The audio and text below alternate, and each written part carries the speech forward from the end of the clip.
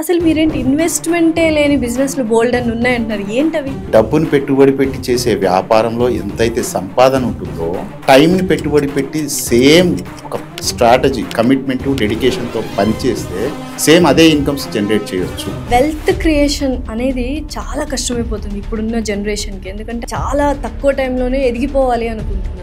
లైఫ్లో ఎప్పుడు కూడా కన్సిస్టెంట్ గ్రోత్ ఉండాలి. ఇప్పుడు జాబ్లో చూడండి, వర్కింగ్ అవర్స్, శాలరీ 3 బాస్ చేతిలో.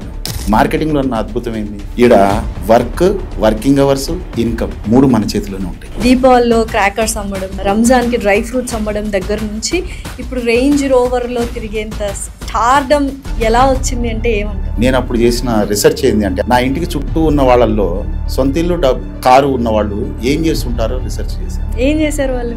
98% ఈ బిజినెస్ చేస్తే పట్టిందల్లా బంగారమే అనే బిజినెస్ ఏంటి? నా దగ్గర ఒక మినిమం ఒక 6 మంత్స్ నేర్చుకున్నారంటే మీ జిల్లాలో మీ ఊర్లో ఉంటూ నెలకు ₹1,00,000 ఎలా సంపాదించుకోవాలో నేర్పిస్తాను నేను. సో మార్కెటింగ్ని కెరియర్గా చూస్ చేసుకోవాలి, నా దగ్గర అస్సలు డబ్బు లేదు అనుకున్న వాళ్ళకి ఏమంటారు? ఈ స్థాయికి ఎదగాలి అంటే మీరు ఎక్కడికి వెళ్ళాలో అనుకుంటున్నారో నా దగ్గర వచ్చి షేర్ చేసుకోండి. రూపాయి పెట్టుబడి లేకుండా నీ టైంని వాడుతూ అక్కడికి ఎలా వెళ్ళొచ్చో నేను డిజైన్ చేసి ఇస్తాను. అలా ఎంతమందికి చేశారు? ఇప్పటికి 11,000 మందికి నేను ఫినాన్షియల్ ఫ్రీడమ్ని నేను ఇప్పించాను. అయితే ఇప్పుడు చాలా మంది అంటుంటారు కదా, వచ్చేటప్పుడు ఏమీ తీసుకురాలేదు, పోయేటప్పుడు కూడా ఏం తీసుకెళ్ళాము, 4 మనుషులు ఉంటే చాలు మనల్ని మోయడానికి, డబ్బు అంత ఇంపార్టెంట్ కాదు అంటుంటారు కదా, వాళ్ళకి మీరు ఇచ్చే సమాధానం ఏంటి? డబ్బు సంపాదించిన వాళ్ళు మాట్లాడే మాటలు అవి.